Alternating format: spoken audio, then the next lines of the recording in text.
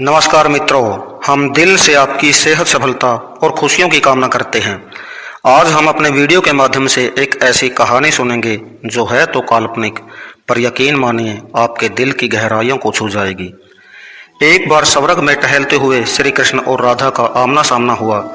तभी राधा मुस्कुराते हुए बोली, कैसे हो द्वारिकाधीश।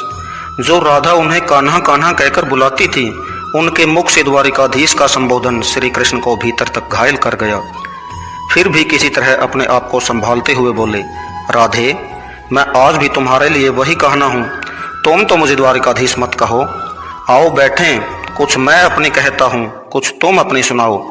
सच कहूँ राधे, जब जब तुम्हारी याद आती तो इन आंखों से आंसुओं की धारा बहने लगती। राधा बोली, मेरे साथ ऐसा कुछ नहीं हुआ। न ही तुम्हारी याद आई और न आंखों से आंसू आए, क्योंकि हम तुम्हें भूले ही कहाँ थे जो याद आते। इन आंखों में तो सदा तुम ही बसे थे, कहीं आंसुओं के साथ निकल न जाओ, इसलिए रोते भी नहीं थे। कान्हा, प्रेम से अलग होकर तुमने क्या खोया, इसका एक आईना दिखाऊं तुम्हें। कुछ कड़वे सच सुन पाओ तो सुनाऊं तुम्हें। कभी सोचा है इस दौड़ में तुम कितने पिछुड़ गए। यमुना के मीठे पानी से जिंदगी की शुरुआत की और समुद्र के खारे पानी तक पहुंच गई।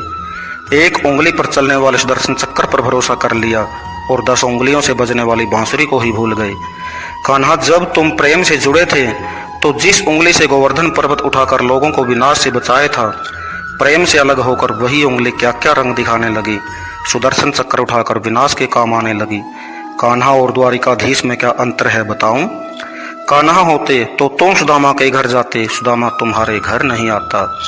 आप तो कई कलाओं के स्वामी हो, स्वपन दूरदृष्टा हो, गीता जैसे ग्रंथ के दाता हो, पर आपने ये क्या निर्णय लिया। आपने अपनी पूरी सेना कौरवों को सौंप दी और खुद को पांडवों के साथ कर लिया।